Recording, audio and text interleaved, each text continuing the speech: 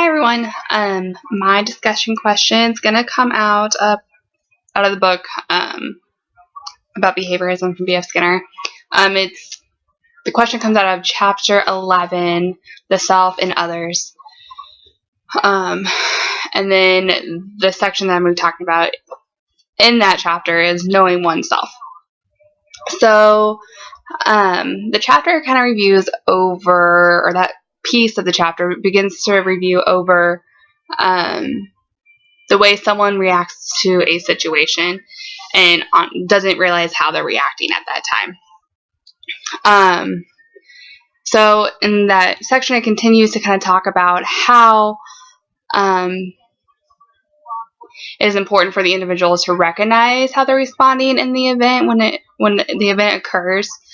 And then it kind of explains how psychoanalysts go and explain how to teach others to respond accordingly in that situation. Something else that I kind of talked about was when with verbal communication, when someone is acting out, such as on anger, you should always ask them, how do you feel, rather than why do you feel that way.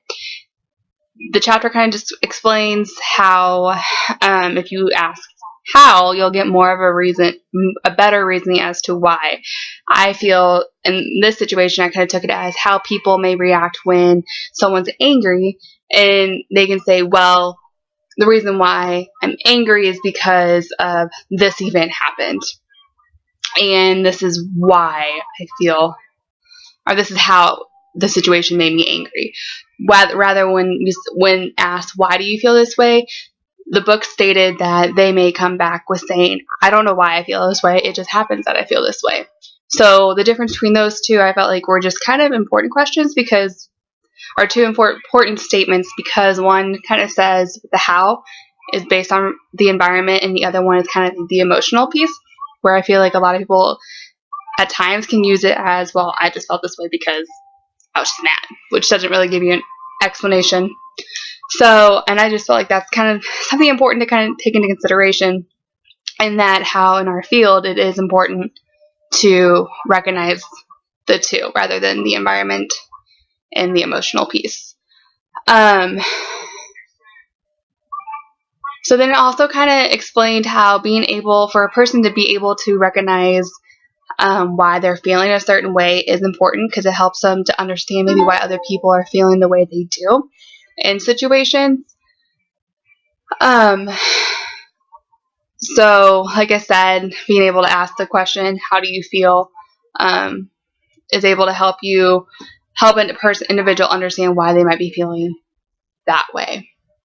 So this comes from the question, this made me start thinking about,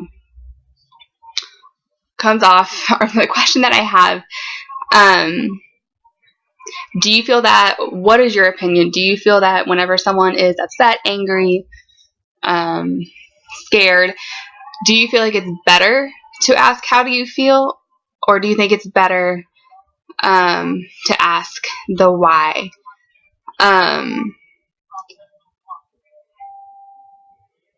So then do you feel like the person may, by saying the question, how do you feel, they're able to explain what put them on edge, what made them scared.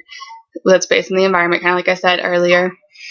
And then also, or you don't see that the environment is part of it, but others will put the blame on other people. Sometimes that's kind of what happens. They just put the blame on other people, than rather recognizing that it's their emotions that are taking control, or that there isn't a certain environment, such as maybe I'm anxious because I'm just always anxious, rather than saying the environment, such as the people being around me, causes me to become anxious, rather than just blaming I'm just always anxious.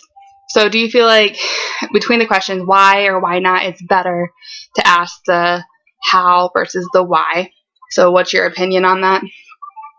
And then as a behavior analyst, how should we go about explaining this to someone who does not understand behavior analysis? And sometimes I know they mention that people may feel like you're psychoanalyzing them, but how would you be able to explain, like I said, explain to them that piece, if they did say, hey, I feel like you're psychoanalyzing me about this? Thanks.